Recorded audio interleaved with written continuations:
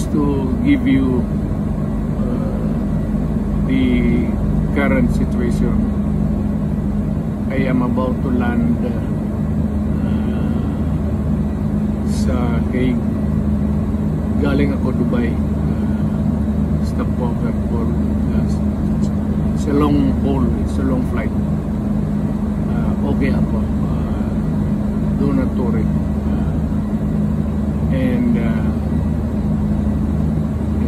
I think this is something to do with the law and order noon. At sinasabi ko naman sa mga pulis at military na trabaho kayo at ako ang managot. So ito na nga, for all of the